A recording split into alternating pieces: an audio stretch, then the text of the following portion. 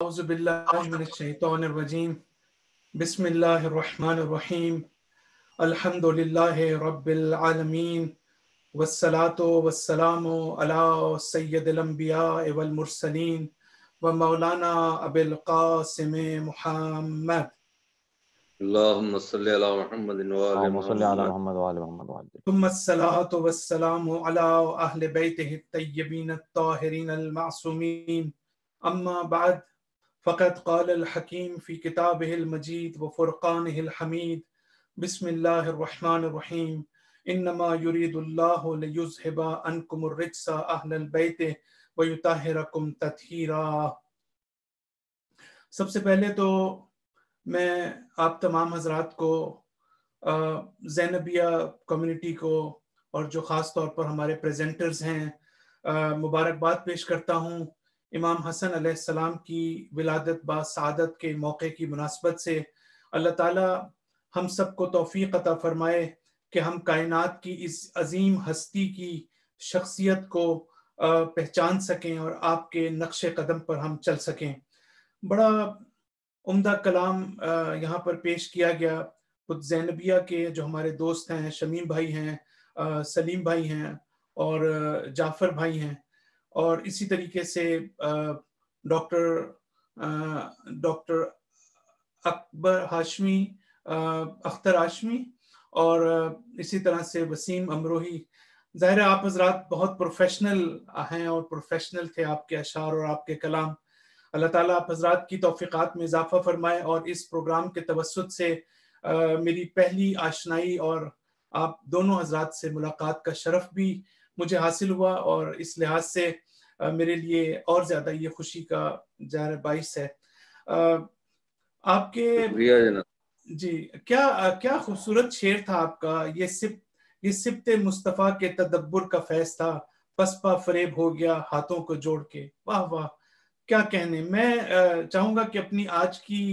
جو گفتگو ہے میں آپ کے اسی شعر سے اس کا آغاز کروں. جب آپ نے اپنے شعر میں یہ کہا، میرے ذہن میں ایسے آیا، یہ سبت مصطفیٰ کے تدبر کا فیض تھا. ایک روایت ہے بڑی امپورٹنٹ کہ پیغمبر اکرم صلی اللہ علیہ وآلہ وسلم فرماتے ہیں کہ لو کان العقل رجلا لکان الحسن، کہ اگر عقل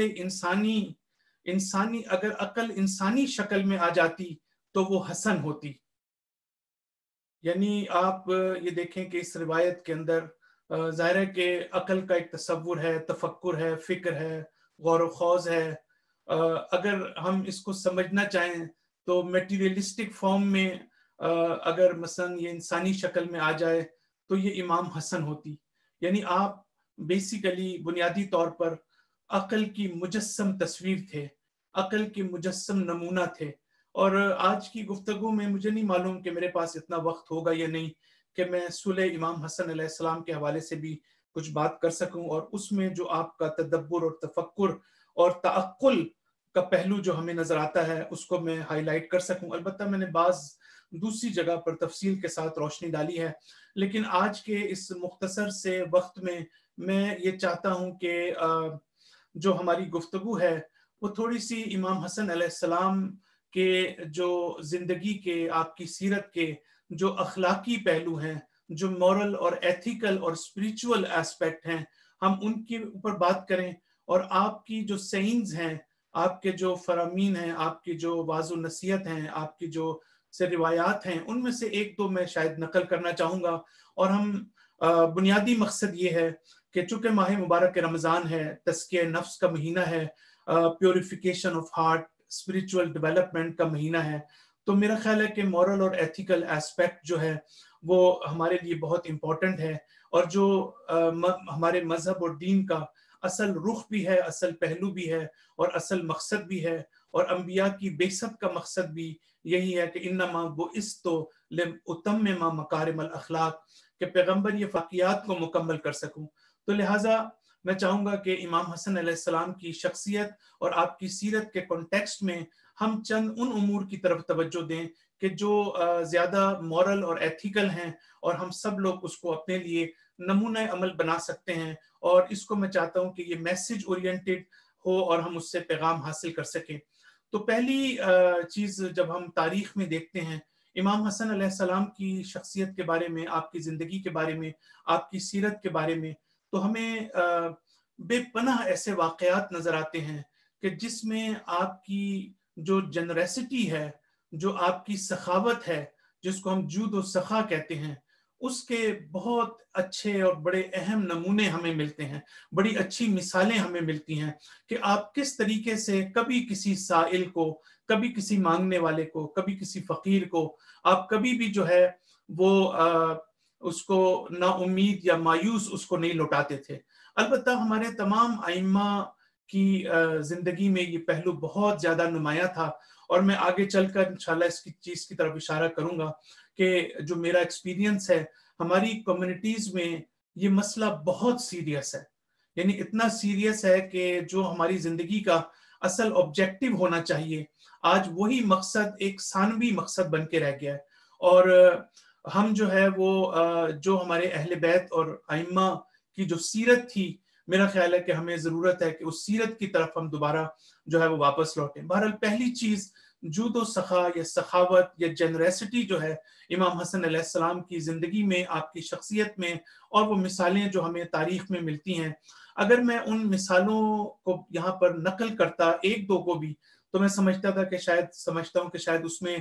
کافی ہمارا وقت جو ہے وہ گزر جائے گا، لہٰذا میں صرف جو ہے وہ مین پوائنٹس کی طرف اشارہ کرنا چاہتا ہوں کہ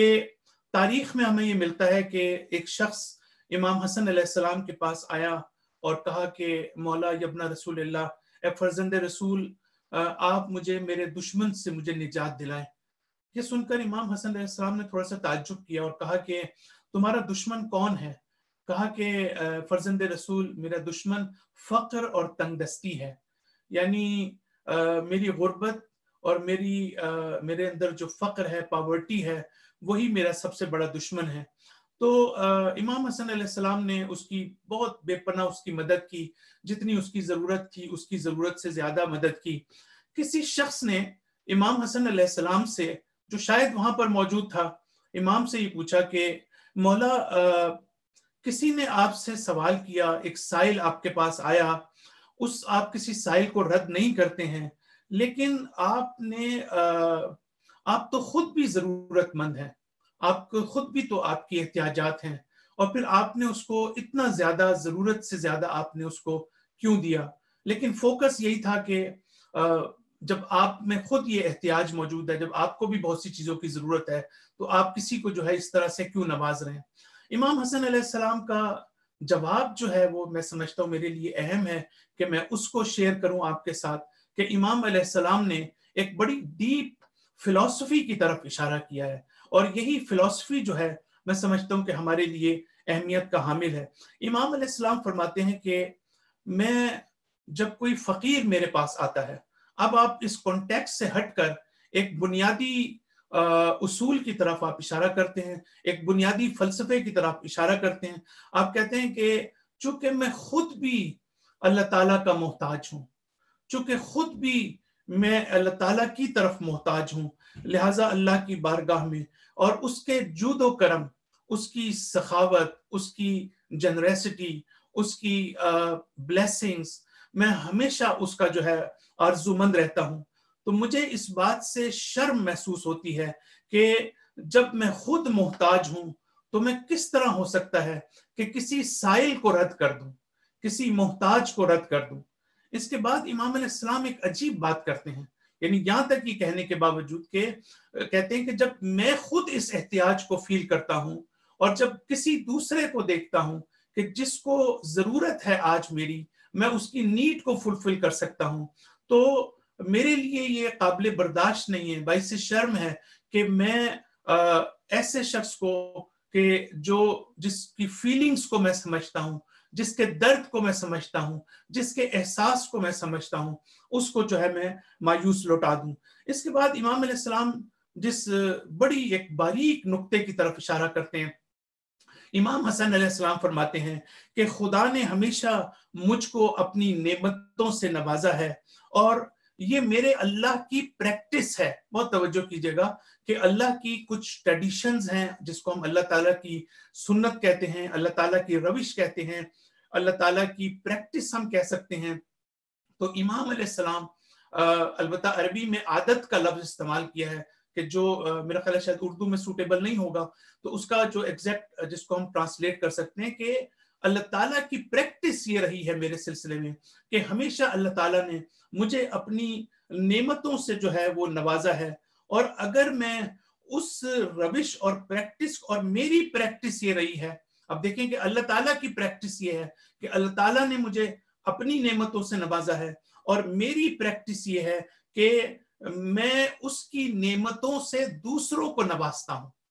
یعنی جو نعمتیں اللہ تعالیٰ مجھے عطا کرتا ہے وہ نعمتیں میں خود اس کو اپنے تک محدود نہیں رکھتا، بلکہ ان نعمتوں کو میں دوسروں تک بھی جو ہے وہ پہنچاتا ہوں جو اللہ تعالیٰ کی نعمتیں ہیں. میرا خیال ہے اگر یہ پوائنٹ بھی ہم دیکھیں تو ہمارے لیے بہت اہم میسیجز اس کے اندر موجود ہیں کہ جب آپ نعمت کے اوپر توجہ کرتے ہیں، جب آپ کو یہ پتا ہوتا ہے کہ کوئی چیز آپ کو نعمت کے طور پر مل رہی ہے، بلیسنگ کے طور پر مل رہی ہے، اور کوئی شخص ہے جو آپ کو جو کوئی چیز عطا کر رہا ہے، تو آپ میں کم سے کم ایک چیز جو پیدا ہوتی ہے وہ یہ کہ آپ اپنے آپ کو مالک نہیں سمجھتے. جب آپ اپنے آپ کو کسی چیز کا مالک سمجھنے لگتے ہیں، جب اپنے آپ کو آنر سمجھنے لگتے ہیں، تو پھر آپ کے رویے پر اس کا اثر ہوتا ہے، آپ کے بیہیویئر پر اس کا اثر ہوتا ہے، آپ کے اخلاقیات کے اوپر اس کا اثر ہوتا ہے. تو آپ یہ فرماتے ہیں کہ میری پریکٹس یہ ہے کہ میں ریلیکٹنٹ نہیں ہوں اور میں ہولڈ نہیں کرتا اللہ تعالیٰ کی نعمتوں کو، بلکہ جو چیز اللہ تعالیٰ کی طرف سے مجھے دی جاتی ہے اگرچہ اس میں میری کوشش کیوں نہ ہو، اگرچہ میری اپنی جد و جہد کیوں نہ ہو. آپ کو معلوم ہے نا کہ جب قارون سے کسی نے کہا کہ تمہارے پاس اتنا بڑا خزانہ ہے، تو قارون نے کہا کہ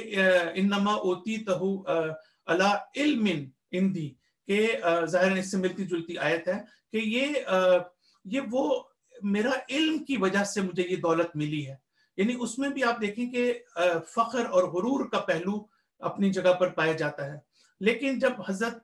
سلیمان سے یہ کہا گیا کہ جس کے پاس ساری دنیا کی طاقت تھی، اتنی بڑی شہنشاہیت تھی، اتنا زیادہ ان کی طاقت اور قدرت تھی، ان کا کیا کہنا تھا کہ ھذا من فضل ربی،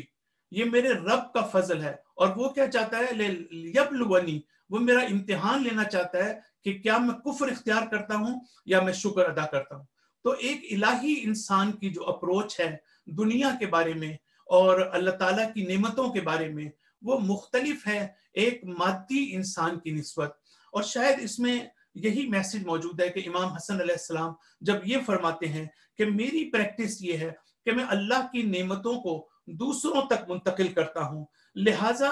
میں یہ خوف مجھے یہ ہے کہ اگر میں اپنی اس روش کو ترک کر دوں، اگر میں اپنی اس پریکٹس کو چھوڑ دوں، تو کہیں ایسا نہ ہو کہ اللہ تعالیٰ اپنی پریکٹس میرے سلسلے میں ترک کر دے، اللہ تعالیٰ اپنی روش اور اپنی سنت کو میرے سلسلے میں تبدیل کر دے. اب آپ دیکھیں یہ وہ ساری چیز تھی کہ جو ہمیں اس پورے اس واقعے کے اندر ملتی ہے. اور امام حسن علیہ السلام نے دو باتوں کی طرف اشارہ کیا ہے خاص طور پر اس کے اندر. ایک تو یہ کہ اللہ تعالیٰ کی جو ہمارے ساتھ توفیقات ہوتی ہیں، جو عنایات ہوتی ہیں، جو خصوصی رحمت ہوتی ہے، وہ ایسا نہیں ہے کہ اللہ تعالیٰ ایک دفعہ ہمارے ساتھ اپنی خصوصی عنایات کے ساتھ، توفیقات کے ساتھ ہماری طرف رجوع کرتا ہے اور ہمیں اپنی رحمت شامل حال ہوتی ہے اللہ تعالیٰ کی، تو یہ ہمیشہ باقی ہے. اس کا تعلق ہمارے بعد کے عمل سے ہے کہ آیا ہمارے عمل میں کنسسٹنسی موجود ہے، ہمارا عمل جو ہے وہ پرسسٹنٹلی جو ہے وہ آگے کی طرف بڑھ رہا ہے اور ہمارے عمل میں کوئی خرابی تو نہیں آئی. اور دوسری چیز جو اس میں بڑی امپورٹنٹ ہے، جو میسج ہمیں ملتا ہے، وہ یہ ہے کہ فیلنگ اور احساس اور دوسرے کے درد کا احساس، کہ جس کو ہم امپیتھی کہتے ہیں یا کمپیشن کہتے ہیں، تو یہ ہمیں امام حسن علیہ السلام ہمیں یہاں پر میسج دیتے ہیں. آج کی دنیا میں کمپیشن کا لفظ اور امپیتھی کا لفظ بہت زیادہ اس کے اوپر کام بھی ہوا ہے سائیکولوجیکل پوائنٹ آف ویو سے. تو یہ آپ کہتے ہیں کہ میں خود ایک چیز کو فیل کرتا ہوں، یعنی اس کا مطلب یہ ہے کہ ہم سیلف اویئرنیس اس میں سیکھتے ہیں. یعنی جتنی ہماری اپنی سیلف اویئرنیس ہوگی، جتنی ہماری اپنے بارے میں معرفت ہوگی، جتنی ہم اپنے آپ کو بہتر طور پر خود شناخت کریں گے، اتنا ہی ہم دوسرے کے ساتھ بہتر طور پر کنیکٹ کر سکیں گے، دوسرے کے ساتھ انٹریکٹ کر سکیں گے۔ تو جب امام کہتے ہیں کہ میں اپنی احتیاج کو فیل کرتا ہوں، تو جیسے کہ روزے کے سلسلے میں روایت ہے کہ حدیث ہے کہ اللہ تعالیٰ اس روزے کا ایک فلسفہ یہ ہے کہ جب ہم بھوک اور پیاس کو محسوس کرتے ہیں تو ہمیں ایک غریب کی بھوک اور پیاس کا احساس بہتر طور پر ہو سکتا ہے۔ اور اسی طرح سے اللہ تعالیٰ یہ کہتا ہے، ایک روایت کے ذریعے سے ہمیں پتہ چلتا ہے کہ ہم اپنی بھوک و پیاس کے ذریعے سے قیامت کی بھوک و پیاس کو ہم جو ہے وہ محسوس کریں اور اس کو یاد کریں۔ تو آپ نے دیکھا کہ میں ایک بڑے امپورٹنٹ میسج کی طرف اشارہ کر رہا ہوں، اور وہ ہے سیلف اویئرنیس، کہ ہمیں جب تک اپنی احساسات کا نہیں پتہ ہوگا، اپنے ایکسپیرینسز کا نہیں پتہ ہوگا، اپنی فیلنگز کا نہیں پتہ ہوگا، اپنی مشکلات کا نہیں پتہ ہوگا، ہمیں دوسرے کی مشکل کا اندازہ نہیں ہو سکتا۔ ہم اگر کسی کے ساتھ درد دل کرتے ہیں، اگر ہم کسی کی مدد کرتے ہیں، تو اس کی بنیادی وجہ یہ ہوتی ہے کہ ہم اس کو اپنے سے کنیکٹ کرتے ہیں، اور ہم اسی ایکسپیرینس سے چونکہ گزر چکے ہوتے ہیں، اسی کی بنیاد پر ہم دوسرے کی جو ہے وہ مدد کرنے کے قابل ہو سکتے ہیں۔ تو یہ پہلا نقطہ تھا آج کی میری گفتگو کا۔ تو اسی موضوع کو اگر میں تھوڑا سا آگے بڑھاؤں، تو دوسری چیز جو ہمیں امام حسن علیہ السلام کی زندگی میں ملتی ہے وہ یہ ہے کہ آپ کے لیے بہت امپورٹنٹ تھا کہ جو شخص آپ کے پاس ایک نیڈی شخص ہے، ایک ضرورت مند شخص ہے، ایک محتاج ہے، جب وہ آپ کے پاس آتا ہے تو احساس شرم اس کے اندر نہ ہو، یعنی وہ شرم کا احساس نہ کرے مانگتے ہوئے کوئی چیز۔ اب یہ ظاہر ہے کہ مانگنے والوں کی بھی مختلف کیٹیگریز ہوتی ہیں۔ بعض جو ہیں وہ تو خیر پروفیشنل ہوتے ہیں، میں ان کی بات نہیں کر رہا ہوں، کہ جو بیسیکلی نیڈی نہیں ہوتے اور فقیر نہیں ہوتے، لیکن جو جینون محتاج ہوتے ہیں ہمارے معاشرے میں، بعض لوگوں کے لیے بڑا مشکل ہوتا ہے ہاتھ پھیلانا، بعض لوگوں کے لیے بڑا سخت ہوتا ہے، بڑی ان کے لیے شرم و حیا کی بات ہوتی ہے کہ وہ کسی سے اپنی احتیاج کو بیان کریں، کیونکہ یہ بڑا نازک مسئلہ ہے۔ کیونکہ جو شخص نہیں چاہتا کہ جس کو شرم کا احساس ہوتا ہے، اس لیے کہ اس کو ساتھ یہ خوف بھی ہوتا ہے، صرف شرم کا احساس نہیں ہوتا بلکہ اس کو یہ خوف بھی ہوتا ہے کہ جس سے میں اپنی احتیاج بیان کر رہا ہوں، پتہ نہیں وہ مجھے ایسا نہ ہو کہ وہ انکار کر دے اور میری عزت نفس جو ہے اس کی وجہ سے مجروح ہو جائے۔ تو یہ دو چیزوں کا ہونا جو ہے وہ جب ہم دیکھتے ہیں کہ اب سائیکولوجیکلی اب آپ دیکھیں کہ امام حسن علیہ السلام کے لیے یہ بہت امپورٹنٹ مسئلہ تھا کہ کوئی شخص ان کے سامنے جب مانگ رہا ہے، اولاً تو وہ یہی وجہ ہے کہ امام حسن علیہ السلام جو ہے وہ مانگنے سے پہلے عطا کرتے تھے۔ یہ جو قرآن کا بھی کنسیپٹ ہے نا، قرآن بھی کہتا ہے کہ آپ مانگنے والے کے چہرے سے اس کی احتیاج کو سمجھنے کی کوشش کریں قبل اس کے کہ وہ آپ کے دروازے پر دستک دے۔ ہم میں سے بعض کو ابھی صرف یہ عادت ہے، کمیونٹی کی میں بات کر رہا ہوں، کہ جب تک آپ مانگیں گے نہیں وہ دے گا نہیں آپ کو، باوجود اس کے کہ اس کو پتہ ہے کہ آپ کی احتیاج ہے۔ لیکن امام حسن علیہ السلام کی سیرت سے ہم یہ سیکھتے ہیں، تاریخ میں ہمیں ملتا ہے کہ ایک شخص آپ کے پاس آیا، آپ کو بھی شاید معلوم ہو کہ بدنی ہمارے بچپن میں تو یہ بہت ہوتا تھا کہ فقیر جو ہے وہ لکھ کے کوئی چیز جو ہے آپ کو دیتا تھا کہ مجھے جو ہے اس چیز کی ضرورت ہے، زبان سے اس چیز کا اظہار نہیں کرتا تھا۔ تو البتہ میں ان پروفیشنلز کی بات نہیں کر رہا کہ جو فقیر نہیں ہوتے، لیکن ایسا بہرحال مثالیں موجود تھیں۔ تو ایک شخص آیا اور امام کے سامنے ایک چھوٹی سی پرچی جو ہے وہ امام کے ہاتھ میں پکڑائی کہ جس میں اس نے اپنی احتیاج لکھی ہوئی تھی۔ امام علیہ السلام نے اس کے پرچے کو یا پرچی کو کھول کے پڑھنے کی بجائے فوراً اس کی جو ہے مدد کر دی، اور جو ہے اس کو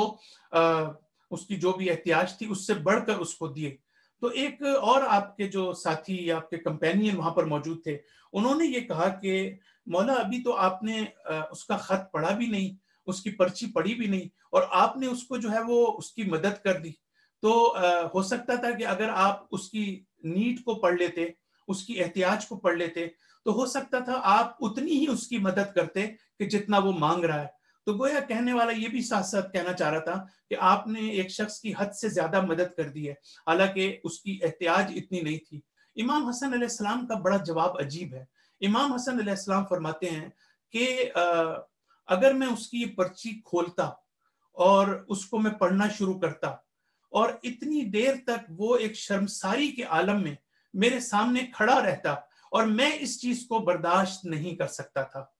कि एक शख्स जो है इस अंदाज में मेरे सामने मोहताजगी के आलम में मेरे सामने खड़ा हो, या मेरे मुझसे जो है वो अपनी एहतियाज को बयान करे। लिहाजा मैंने उसकी वो पर्ची खोल के पढ़ने की बजाय मैंने डायरेक्ट उस मौके को नहीं आने दिया और जो है वो उनकी मैंने मदद कर दी। तो आपने देखा कि ये दूसरा पॉइंट जो है वो भी इस लिहाज से बहुत अहम है और बड़ा अहम मैसेज है जो हमारे सबके लिए मौजूद है। इसी तरीके से हमें एक रिवायत में भी मिलता है कि इमाम हसन अलैहिस्सलाम एक मकाम पर फरमाते हैं कि आपकी जो बख्शिश है, जब आप किसी की मदद करते हैं तो वो दो तरह की होती है। एक वो मदद होती है जो इजहार एहतियाज, यानी जब एक शख्स आपके सामने अपनी गुर्बत का जो है वो बयान करता है और आपसे कुछ मांगता है, तो उसके बाद आप उसको अता करते हैं। और एक वो कि जब आप पहले अता कर देते हैं, इससे पहले कि कोई आपसे मांगे। तो इमाम हसन अलैहिस्सलाम ये कहते हैं अपनी इस रिवायत के अंदर कि हकीकी वैल्यू, जो वर्थफुलनेस है आपकी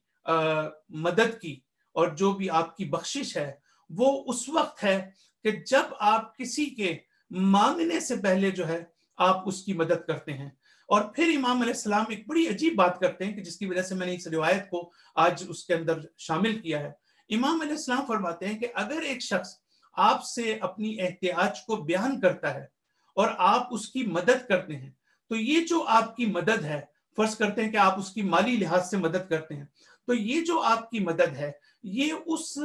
इज्जत नफ्स के मुकाबले पर है जो उसने अपने हाथ में रख के आपके सामने रखी है। यानी ये उस आबरू और उस इज्जत के मुकाबले पे है जो आपने उसको दी है। अभी आपने खुद उसकी मदद नहीं की, उसकी जात की मदद नहीं की, उसका ताल्लुक उसके वजूद से नहीं है, उसकी जात से नहीं है, उसकी अपनी एहतियाज से नहीं है, बल्कि आपकी इस मदद को अल्लाह ताला इसका तकाबुल करेगा उस इज्जत के साथ, उस आबरू के साथ जो उसने अपने हाथ में रखी और जिसका खतरा उसने मोल लिया कि कहीं मेरी इज्जत नफ्स जो है वो मजरू ना हो जाए। तो इस लिहाज से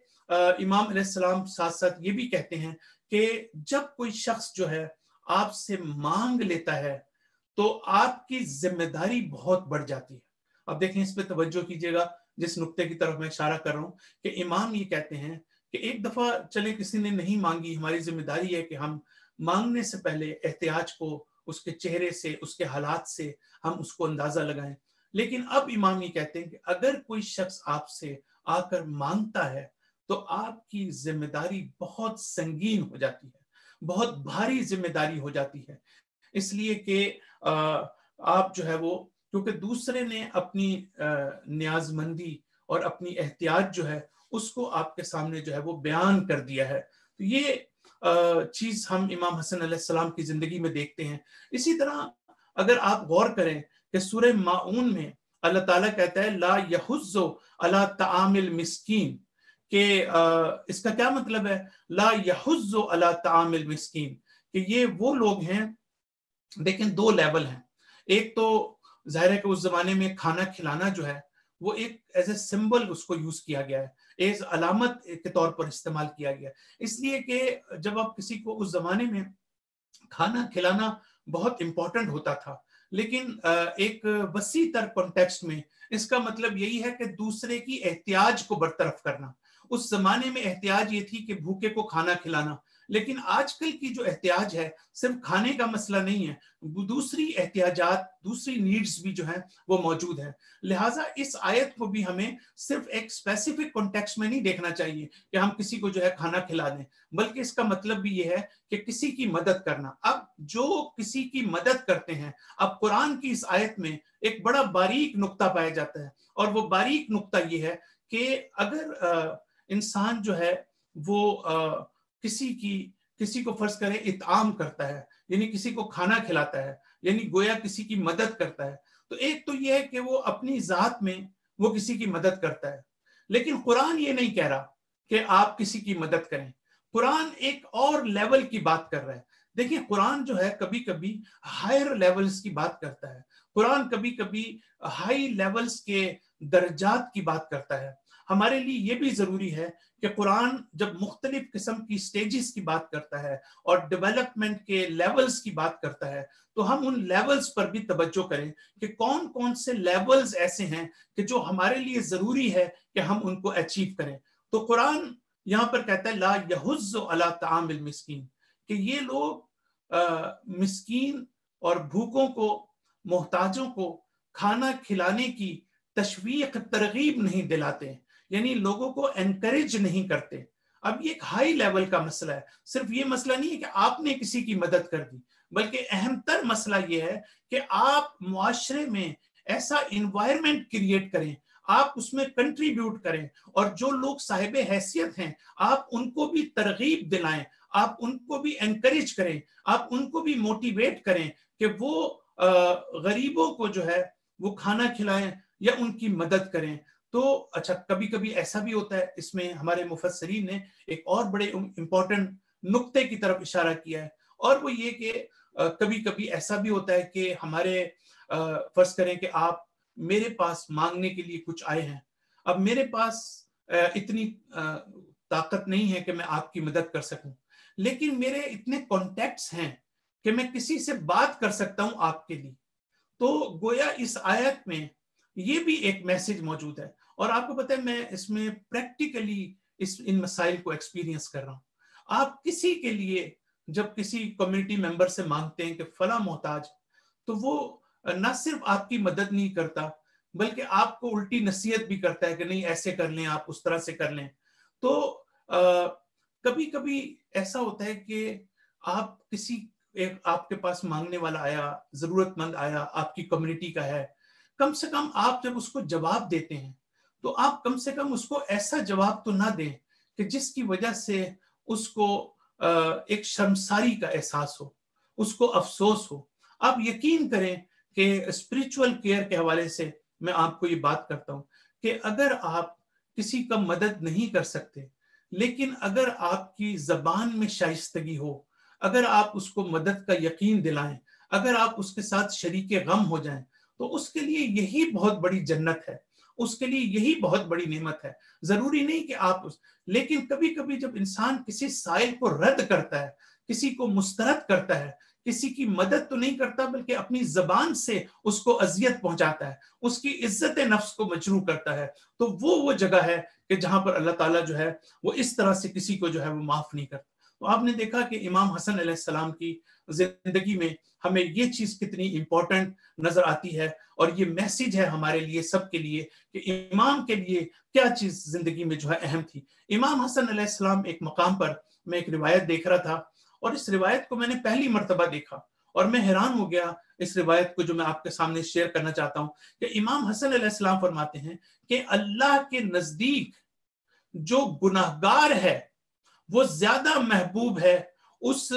عابد کی نسبت، اس عبادت کرنے والے کی نسبت. اب کون سا گناہگار زیادہ محبوب ہے؟ وہ گناہگار کہ جو سخی ہے،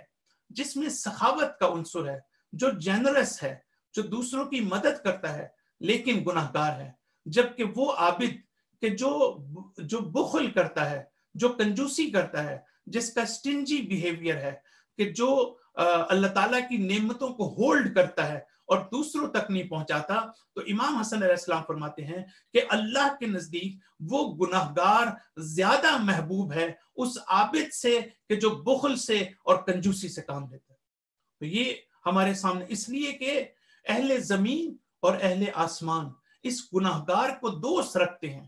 اور اہل زمین اور اہل آسمان اس عبادت کرنے والے کو دشمن رکھتے ہیں کہ جس میں سخاوت کا عنصر نہیں پایا جاتا، جس میں جود و سخا کا عنصر جو ہے وہ نہیں پایا جاتا. ایک مقام پر ہمیں تاریخ میں ملتا ہے کہ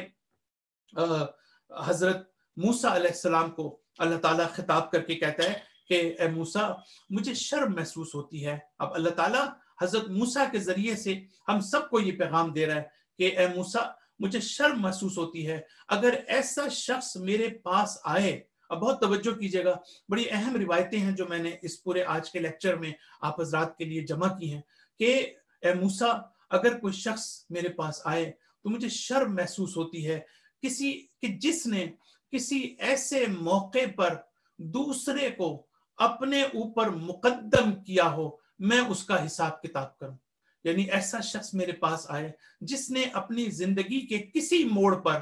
اپنے اوپر دوسرے کو مقدم کیا ہو، مجھے شرم محسوس ہوتی ہے کہ میں اس کا حساب کتاب کروں۔ تو بعض چیزوں کا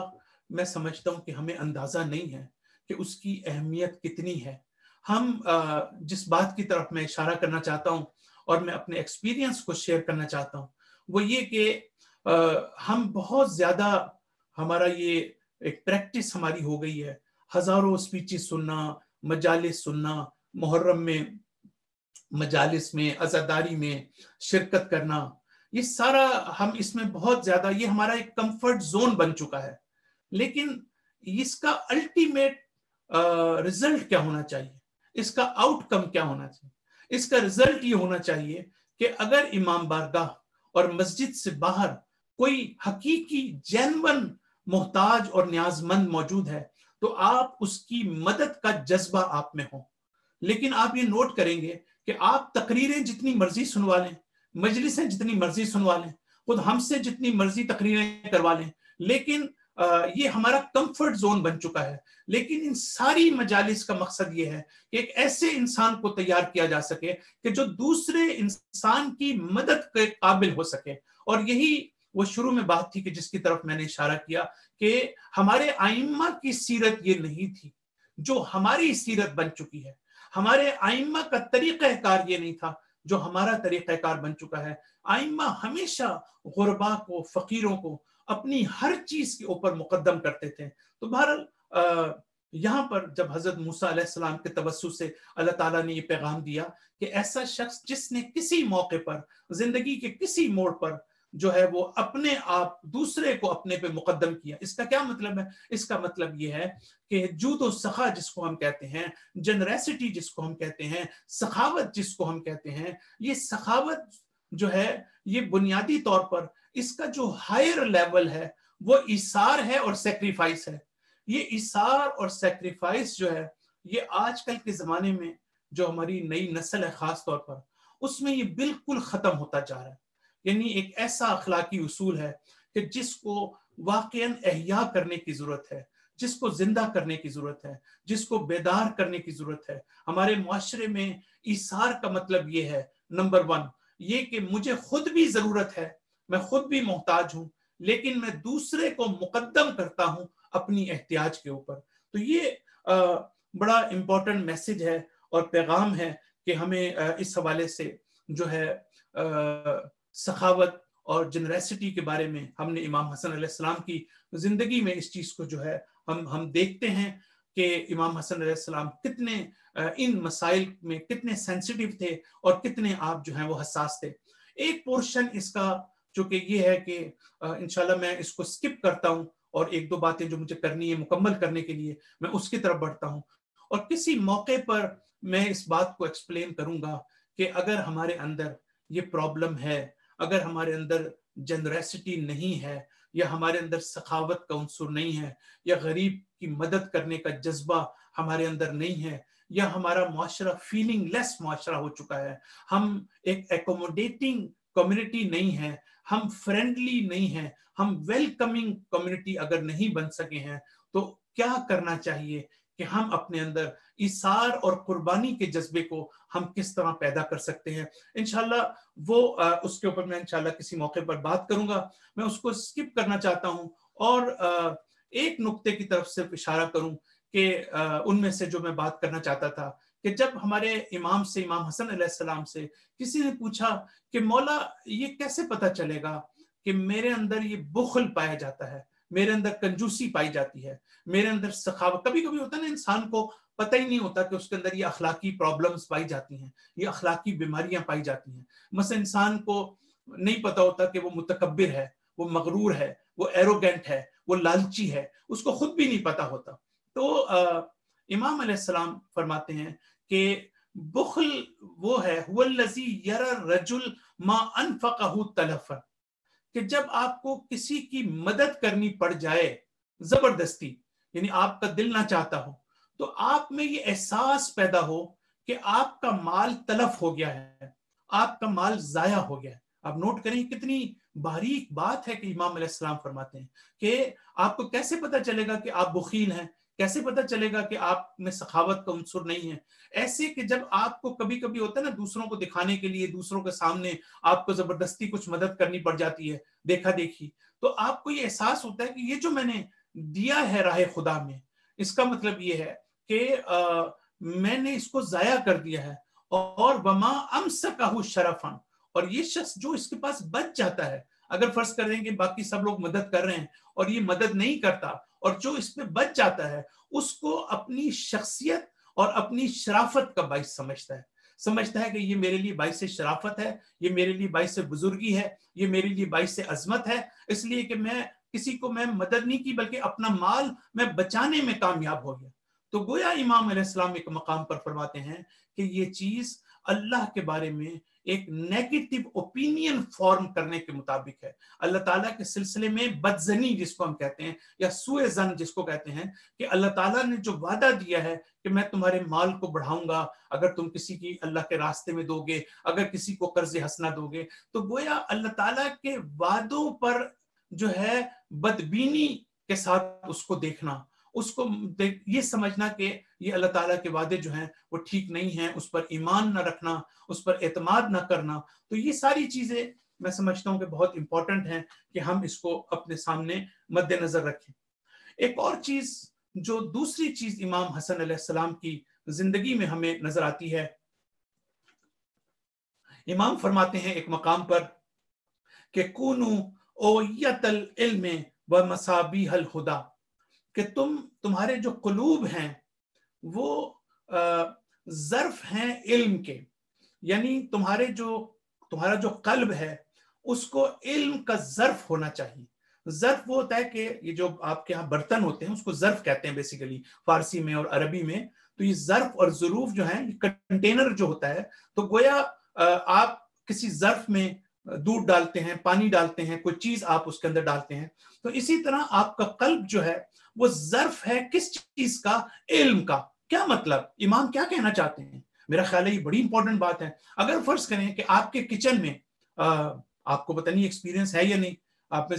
कितनों को अपनी वाइफ से डांट पड़ चुकी है या नहीं पड़ चुकी, कि एक बर्तन है किसी चीज के लिए मखसूस किया हुआ है, आपको पता है कि वो बर्तन जो है वो दूध का है। अब आप दूध के बर्तन में कोई और चीज डालें तो जाहिर है फिर आपको डांट पड़ेगी उसके ऊपर, क्योंकि दूध के बर्तन में आप कोई और चीज नहीं डाल सकते। फर्ज करें, मिसाल दे रहा हूं मैं आपको। तो इसी तरीके से इमाम हसन अलैहिस्सलाम ये फरमाना चाहते हैं कि ये कंटेनर है इल्म का, इसमें आप कोई ऐसी चीज मत डालें जिसका इल्म से ताल्लुक ना हो, जिसका हक से ताल्लुक ना हो, जिसका हक्कानियत से ताल्लुक ना हो, बल्कि ये वो है कि इसमें सिर्फ और सिर्फ जो है वो इल्म हो सकता है। ऐसी चीजें जिसका ताल्लुक खुराफात से हो, ऐसी चीजें जिसका ताल्लुक बातिल से हो, ऐसी चीजें आप ना सुने कि जो आपके लिए फायदेमंद ना हो, ऐसा इल्म जो आपके लिए नुकसानदेह हो। कभी कभी ऐसे चीजें भी होती हैं कि जिसको आप इल्म समझते हैं लेकिन वो आपके लिए नुकसानदेह। गोया इमाम ये मैसेज देना चाहते हैं कि आपका कल्ब एक ज़र्फ है, एक कंटेनर है, इसमें सिर्फ इल्म को आना चाहिए, इसमें सिर्फ इल्म को भरना चाहिए, क्योंकि इल्म ही वो नूर है कि जिसके लिए ये ज़र्फ बनाया गया है। तो इसका मतलब ये हुआ कि अगर हम इमाम हसन अलैहिस्सलाम की इस हदीस पर के एक हिस्से पर, अभी दूसरे हिस्से की तरफ मैं आता हूं, अगर हम उसकी तरफ बात करें तो हम ये देखेंगे कि इमाम हसन अलैहिस्सलाम ये बताना चाहते हैं कि कोई भी ऐसा जो भी चीज फिक्र के तौर पर, ख्याल के तौर पर, वहम के तौर पर, किसी सोशल मीडिया से कोई भी चीज आपके दिल में, आपके दिमाग में जा रही है, तो आप उसको पहले इवेलुएट करेंगे, पहले आप उसको असेस करेंगे। आप देखेंगे कि वाकईन ये इल्म है या नहीं है, ये मेरे लिए नफा बख्श है या नहीं है, मेरे लिए फायदेमंद है या नहीं है, ये मेरी स्पिरिचुअल परफेक्शन का बाइस बनेगा या नहीं बनेगा। फिर इमाम कहते हैं कि ये कल्ब तुम्हारे जो हैं ये सिर्फ इल्म के लिए कंटेनर नहीं है, बल्कि वह मसाबीहुल हुदा, बल्कि ये چراغہائے ہدایت بھی ہیں. یعنی کیا مطلب؟ امام یہ کہتے ہیں کہ صرف یہ کافی نہیں ہے کہ تم علم حاصل کر لو، تم نالج حاصل کر لو، بلکہ ضروری ہے کہ تم دوسرے کو بھی راستہ دکھاؤ، تم دوسرے کی بھی رہنمائی کرو، تم دوسرے کو بھی ایجوکیٹ کرو. یعنی یہ جنرل کانٹیکسٹ میں بھی لینے کی ضرورت ہے، صرف علم کا مسئلہ نہیں. اگر آپ کے پاس اللہ تعالیٰ نے کوئی نعمت دی ہے، اگر اللہ تعالیٰ نے آپ کو کوئی صلاحیت دی ہے، اللہ تعالیٰ نے اگر آپ کو کوئی سکل دی ہے، اللہ تعالیٰ نے اگر آپ کو نالج دی ہے، ایجوکیشن دی ہے، پوزیشن دی ہے، تو آپ کو اس پوزیشن کو چراغ ہدایت کا مطلب یہ ہے کہ آپ دوسرے کو اس کی روشنی پہنچائیں اور اس کی روشنی میں دوسرے کو چلنے کے قابل بنائیں. تو یہ دوسرا پہلو جو ہے وہ بھی بہت امپورٹنٹ ہے کہ جس کی طرف ہم اشارہ کر سکتے ہیں. تو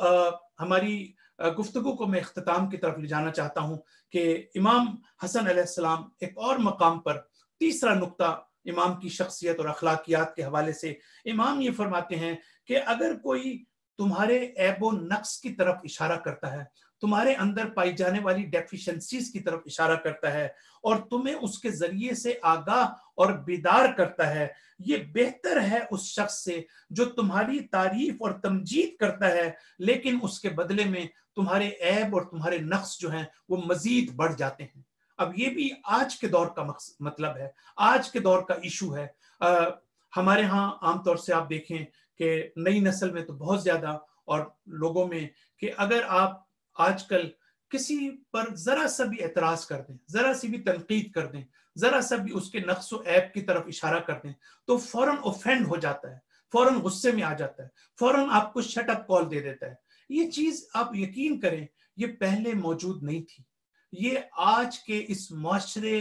کا جو نیچر ہے، جس معاشرے میں ہم رہ رہے ہیں، جس ویسٹرن ورلڈ میں ہم رہ رہے ہیں، جس میٹیریلسٹک ورلڈ میں رہ رہے ہیں، یہ اس کے نتیجے میں یہ سب کچھ اس قسم کا اخلاق ہمارے اندر آ رہا ہے. یہ جو انڈیویجولزم ہمارے اندر آ رہا ہے کہ دوسرے کو ہرگز جو ہے وہ اجازت نہ دینا کہ آپ کے بارے میں گفتگو کرے، صرف اگر تعریف کرنی ہے تو آپ کی تعریف کرے. امام حسن علیہ السلام فرماتے ہیں کہ وہ شخص بہتر ہے کہ ہو سکتا ہے آپ کو برا لگے، ہو سکتا ہے آپ کو اچھا نہ لگے، لیکن آپ کو آگاہ کر رہا ہے، آپ کو بیدار کر رہا ہے، آپ کو ایک صحیح راستہ دکھا رہا ہے، اگرچہ آپ کو اچھا نہیں لگتا اس شخص کی نسبت جو آپ کے سامنے جھوٹی تعریف کر رہا ہے، جس کے بے انتہا نقصانات جو ہیں وہ آپ کو ہوتے ہیں. انشاءاللہ اپنی گفتگو کو کسی اور موقع پہ جاری رکھیں گے. اللہ تعالیٰ آپ تمام حضرات کی توفیقات میں اضافہ فرمائے، ہم سب کو توفیق دے کہ ہم امام حسن علیہ السلام کے نقش قدم پر چل سکیں. اللہ تعالیٰ آپ سب کی عبادات کو قبول فرمائے، نمازوں کو اور روزوں کو، اور انشاءاللہ جو باقی ایام رہ گئے ہیں ہمیں زیادہ سے زیادہ عبادت کرنے کی توفیق عطا فرمائے. وصلی اللہ علی محمد وعلی آلہ الطیبین الطاہرین المعصومین.